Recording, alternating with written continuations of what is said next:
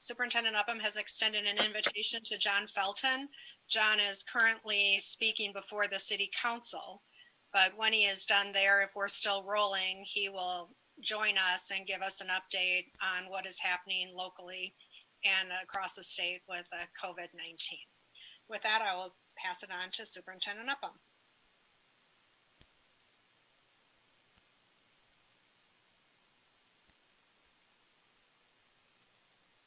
Greg, you're on mute. Well, I said a lot of really nice things, so I'm not going to repeat them. I think you read my lips. I'm just kidding. Good evening, everyone. It's nice to see everybody. It's such a unique time. I'm reminded on how challenging it is to be in virtual meetings. I just miss the personal contact. So I hope you are all doing well. Madam Chair, members of the board, trustees, I can't say enough how pleased I am with our district as a whole. I think you had a little bit of a peek into it, more so than that, just with the executive director update that occurred a couple of weeks ago. It appears, Madam Chair, that everybody's on for next Monday too, just to give an update just on their areas. And so I'm really pleased with where we are.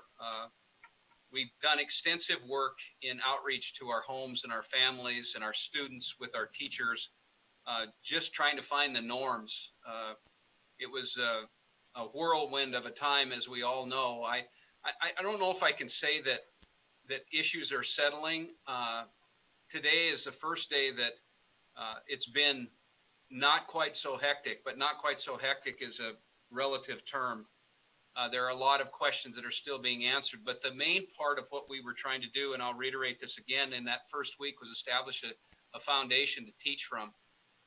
And in our conversations back and forth with families, we were working to find our norms. There's a couple of issues that still are extremely challenging, and that is families that have multi-age children at home and that are working full time. That is a load, to say the least. And so we've asked our teachers, and our teachers have adjusted, and building administrators have adjusted to those loads. That being said, the topic of conversation right now on the educational platforms is grading, and what does grading look like? Well, in high school and middle school, the teachers and administrators felt more comfortable staying with the traditional grading and not harming our students with low grades or incomplete work. The work is incomplete. We refer to it as missing, but it's not designed to count against the students. It's designed to be made up when they can possibly do it and work within those timeframes that were given, or extend those timeframes as families need it. So I've, on my Facebook Live sessions each day, I reiterate how important that is for parents to reach out to teachers and building administrators to help them adjust to the workload. That's probably one of my primary concerns. Our teachers have been absolutely phenomenal. I had a chance to visit with a couple of them and asked them, what's a day like, a day in the life of a teacher? And it's nothing that you can imagine. The electronic and digital exchange of information runs all hours of the day and the evening. I am concerned about that and concerned about our families, not that someone's overworking the other. It's just the extension is concerning for me. It really is. We are doing our best to try to find a day, but there is no normal in the day. I've checked with our principals. I've asked just an honest question.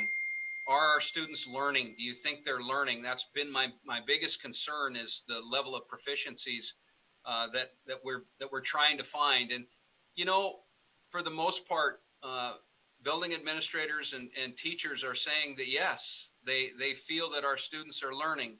Now, that's relative to the platform that we have. Our two primary platforms are digital and traditional, trying to move more to digital if we can. I have a meeting with all the AA superintendents tomorrow evening to talk. One of the main topic items is to look to see if we can help support internet providers across the state of Montana, especially those that are providing services in the 3 largest districts in Montana, and to try to get maybe a conference call with those to help our families that do not have internet service or need supports in that area. So that's that's kind of probably one of the larger hurdles that we're experiencing at this point in time. Not that we're not prepared to do dual platforms, but if we can help families get on the electronic side, I think we can even do better. With that being said, we are approximately have handed out about 5,000 Chromebooks at this point in time. That's a lot, and that's a huge undertaking. And a big shout out to our building principals and teachers, and then Brandon Newfer and his staff for setting up a help desk that parents can go to. But again, you know, I'm really pleased with how fast we came up and the teaching and learning that's going on. It's really interesting to see. But at the same time, I've been on a couple of talk shows, for lack of a better term, whatever.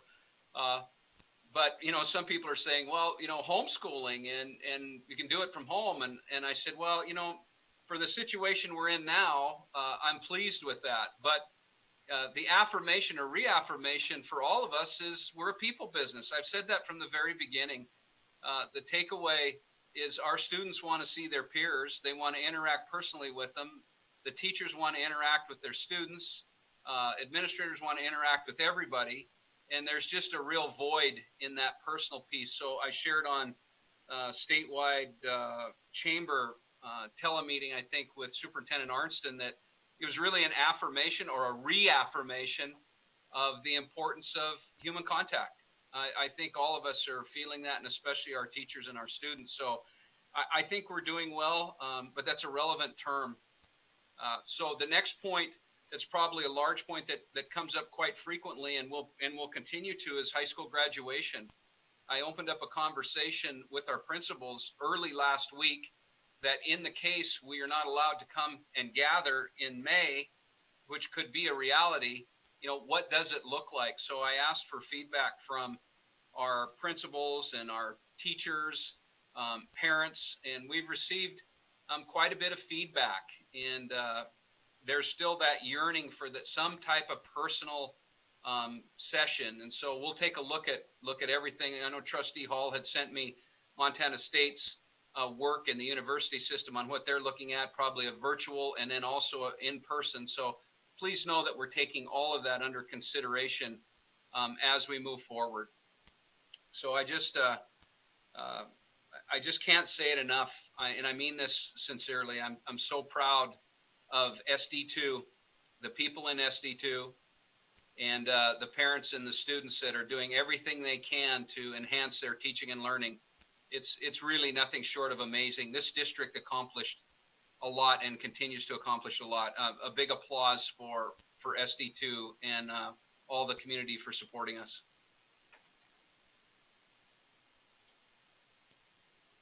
Questions for Greg? Just a comment. Russ? You know, I've got a child that's, a child that's in the university system in Montana, and I think SD2 has done at least as good a job, if not a better job, than what's been done at a university level. So, you know, kudos to all the staff for, you know, turning on a dime and providing quality instructions, because then I've got some kids that are in SD2, and I can kind of see the comparison. And kudos to everyone. I think you're doing as great of a job as we can with what we're given. Thanks, Russ. Other comments? Greta, question? Go ahead, Jana. Greg, do you expect to have an announcement by the governor before Friday? Because he originally said it was up until the 10th, which I believe is Friday. Do you expect another announcement before then? I do. I anticipated today that there would be a press conference, but I'm sure there'll be one tomorrow or Wednesday, and I'm firmly believe that he'll extend the closure through probably at least the 24th of April, if not, you know, the end of April, which I think is May 1st. But I fully anticipate that. So that puts us into some tier 3. It's very evident that the governor's making decisions in 2-week increments. And so I anticipate that happening throughout unless he lifts the closure. And we are starting conversations about if the closure's lifted and we are brought back to school, what does that look like? Thank you. Any other questions? Greg, I have one. So the question of proficiency has come up in the action plans. What is your process for looking at proficiency with our students in this new normal? Yeah, it'll be a multi-pronged approach. I believe in the end of the day, the experience from the classroom teacher may be our best source of information. We can go back to our winter benchmarking through our NWEAs and FastBridge and those types of situations, but they'll be off of a winter time, which we can see the trajectory, but it really is going to fall to the classroom teacher or the content teacher to see if the students are where they would normally be at this time of year. I really believe that will be the most accurate way to see that. So this conversation about proficiency started 2 weeks ago.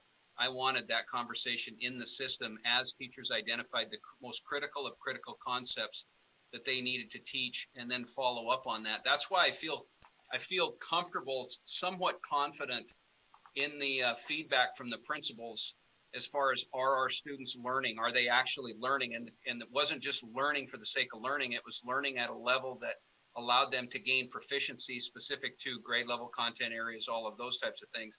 I think that's still up in the air. You know, our biggest concern, I think, as a district is inequities for the parents that I'd mentioned, or homes that maybe didn't have the level of internet service or don't have that support at home like it needs to be. So there will be gaps in those areas, but I believe that the conversation is focused and specifically from the classroom teachers about what does proficiency look like. So, and that's one of my biggest concerns. When we get to the part in the CARES Act, which Craig will go through and I will go through, as far as the 3.2 million that's been given to or awarded through the federal government, I want to talk about maybe earmarking some of that for some proficiency work moving forward.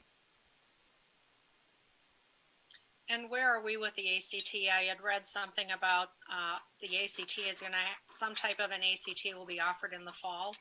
Yeah, all spring required testing has been canceled. So the ACT, the Smarter Balance Consortium, SBAC is what we refer to it as, the OPI science in 11th, 10th grade, everything's canceled. And the ACT is now moved to 3 dates in the fall: October 6th, October 20th, and November 11th. And I think, Roger, help me if I'm wrong, but I think we agreed on October 6th as the date we're going to shoot for the ACT, correct?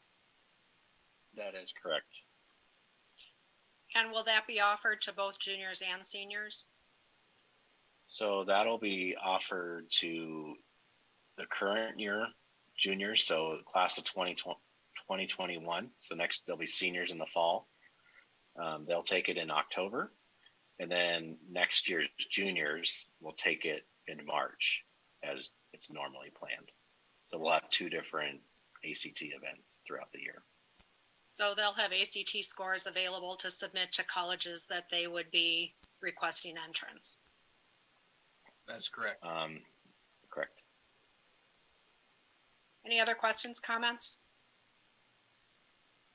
All right, and when Mr. Felton is available, we will have him join us. Great. Thanks, Greg. Next item on the agenda is the COVID-19 available resources. We have this available for our community. Billings Public School, I think, is doing a really great job of updating the Billings Public School website with the information. Superintendent newsletters, so if you have not already subscribed to Superintendent Upham's newsletter, you can go to our website and subscribe to that.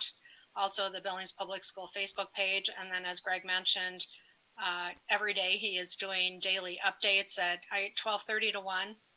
That's correct. That's still the time, 12:30 to 1. And then OPI, the Office of Public Instruction, has information on their website. MTPEC, which is the Education Consortium, has COVID-19 information on their site, as well as nationally CDC, Center for Disease Control. Riverstone Health, our local group, has updates on the riverstonehealth.org site, and then the Montana Department of Public Health and Human Services has information on their website as well. And that is presented for information only. Are there any questions on that? So the next item is the Family First Coronavirus Response Act, which is FFCRA, because in education we can never get enough acronyms. The Family First Coronavirus Response Act requires School District 2 to provide employees with paid sick leave and expanded family and medical leave for specified reasons related to COVID-19. These provisions will apply from April 1st, 2020 through December 31st, 2020. And the FFCRA information poster is attached to the agenda. So Greg, I think you and Katie are going to give us an update on that. Yes, this is one of the areas that the federal government looked to help support families. What was really interesting as the virus unfolded and rolled out, if you will, and into new territory, and some of the decisions, or excuse me, some of the questions that were being asked had never been asked before ever. And looking for guidance and so on and so forth, that has been challenging. So we're very appreciative of the work around this and the application with our district. So I'd like Katie to touch on it, and she's done a lot of work with our legal counsel and what this means to SD2 employees. So Katie. Sure, thank you, Superintendent Upham. So the Department of Labor rolled out the first Families First Act, and it was effective April 1st. And it provides COVID-related leave coverage for employees. So it's a two-part act. One, the first part is 10 days of paid emergency sick leave related to COVID-19.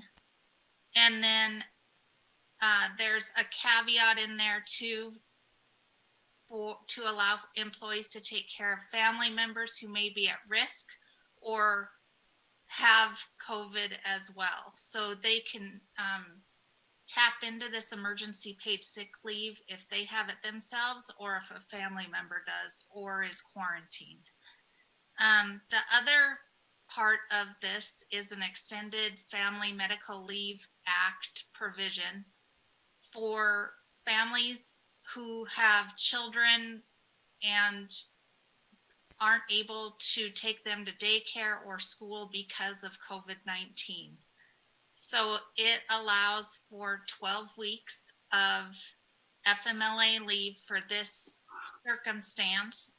And I guess what's unique about this is that it is paid FMLA leave. They get 2/3 of their wages for 10 of the 12 weeks. The first 2 weeks, they can supplement their own paid sick leave, or they can use the emergency paid sick leave provided by the other piece of the Families First Act. So they can work in tandem together. MTSBA has been great through this, and my AA counterparts.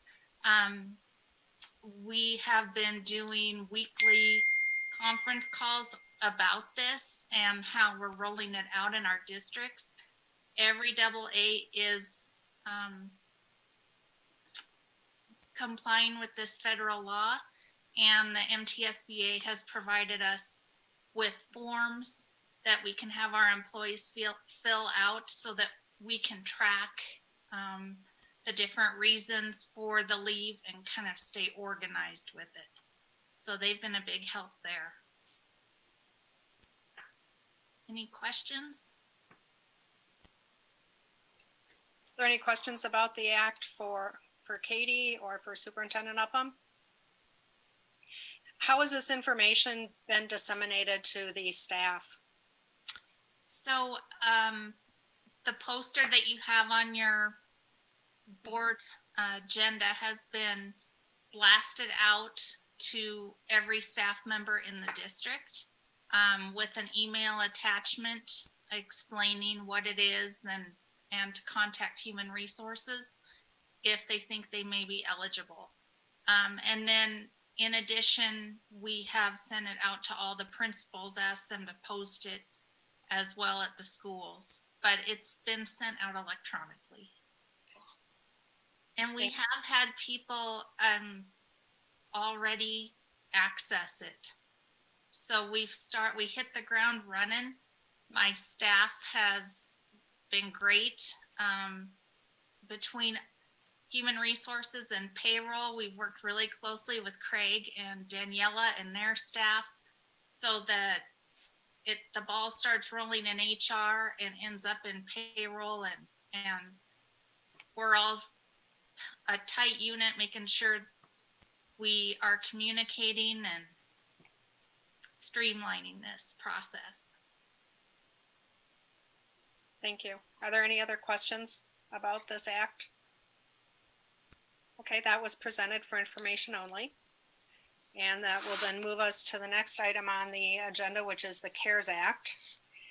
Montana will receive approximately 41.3 million of coronavirus aid relief and economic securities, funds of which 90% will be distributed to school districts on the basis of the current Title I funding formula. School District 2 is estimated to receive approximately 3.2 million based on the current allocation estimates. The act also includes language requiring equitable services be provided to non-public schools.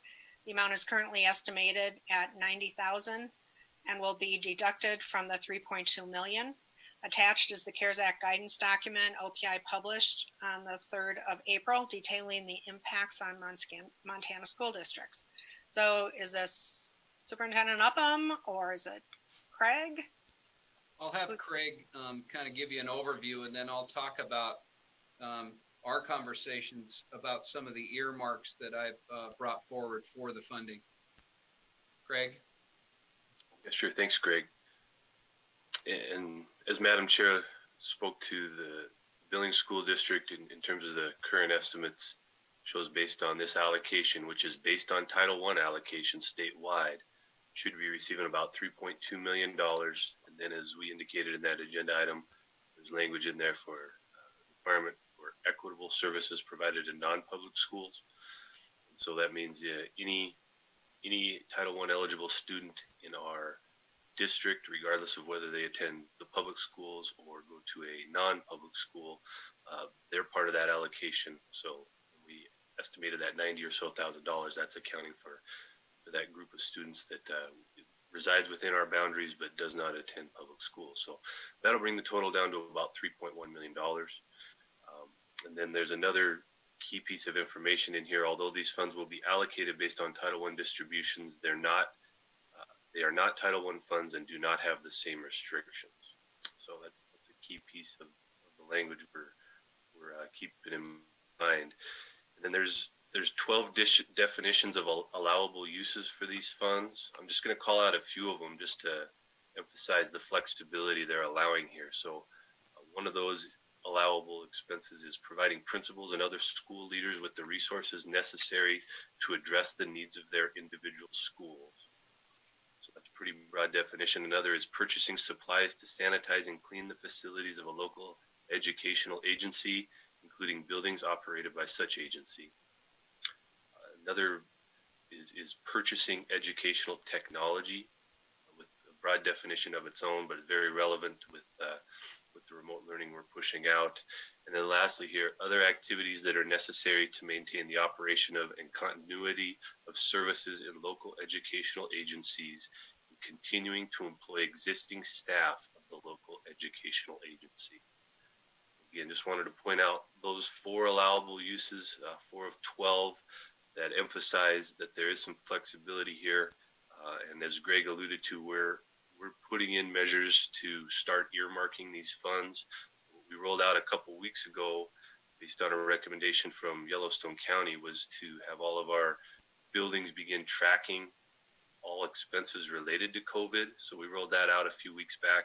The buildings are in the process of compiling those lists, and we're going to ask for probably those buildings to submit those within the next week so we can start consolidating, see what kind of a price tag we're sitting at currently, and then potentially make some estimates for the future. Again, just to to get that nailed down and figure out how that's going to relate to this 3.2 million, or correction, $3.1 million in federal funding. So anything else to add, Greg? Yeah, thanks, Craig. It's pretty self-explanatory. The idea of the funding was to give flexibility in order to support whatever the district needs at the time.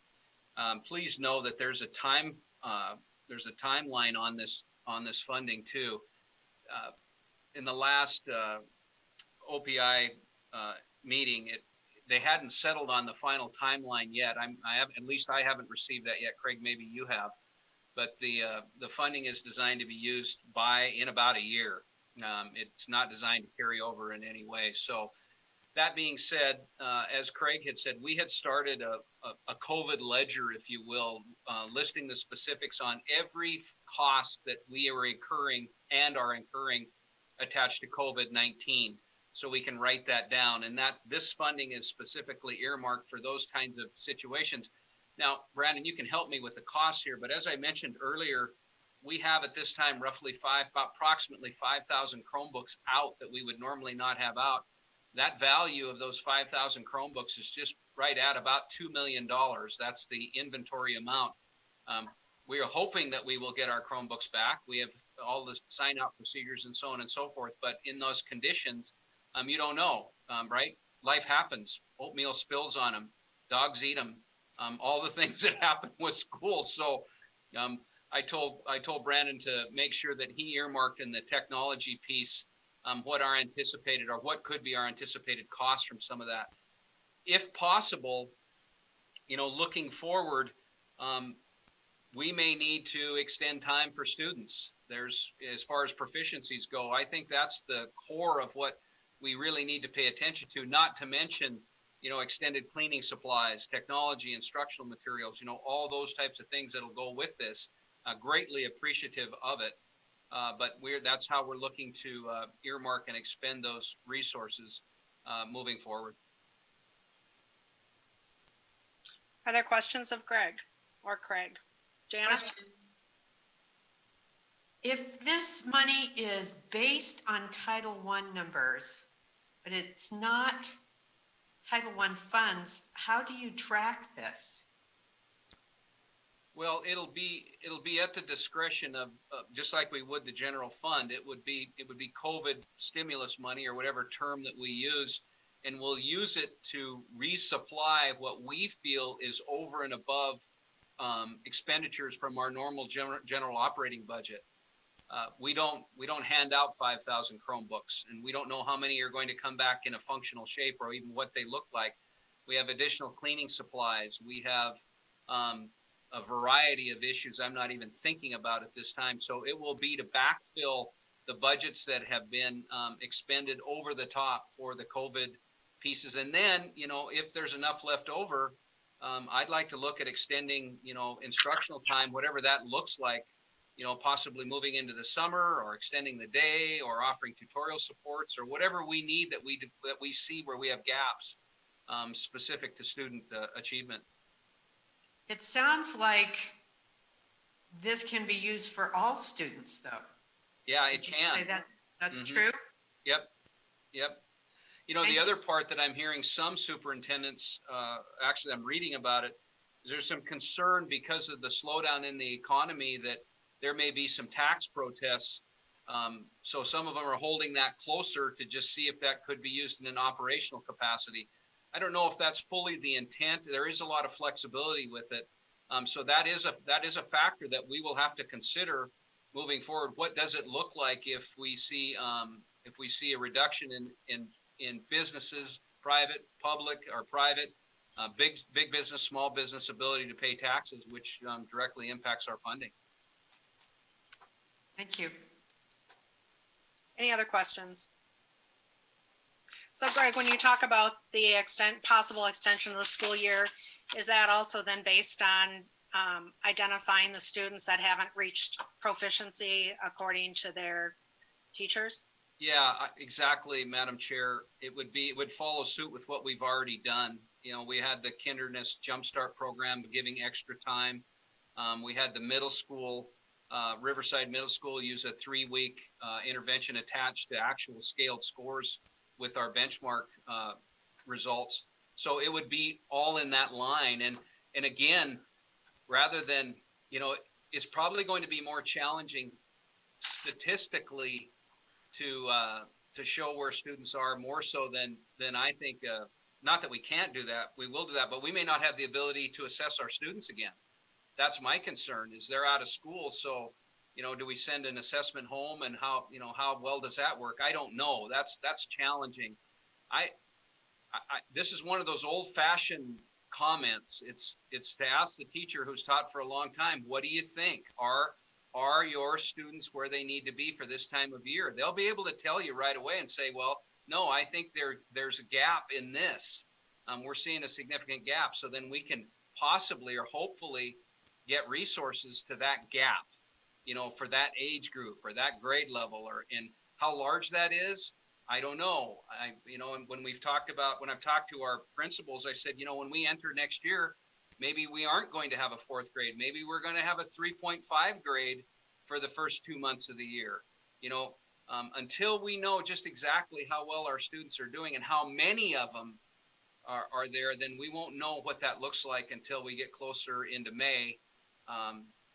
So there will be some gaps. I feel that, and then gaps for students who may not have had the opportunities for instruction like other students have, and that's that inequity that we all worry about. That we're working so hard. I mean, we really are. But so again, our bottom line in this is how many students are on benchmark when this is all said and done. Are there other questions of Greg? So Greg, when you talk about benchmark, how are you going to be assessing that? Since we're not going to be doing the Moncast, we're not going to do Smarter Balance, we're not going to be doing NWEAs, but we know that teachers do assessments of their students all of the time. So are you going to be using some of those metrics to measure the students' proficiency? Yeah, it's right now it's principals asking teachers, where are we? What are we doing? Are we identify the critical of the critical concepts? What do students need to know by the time school is out?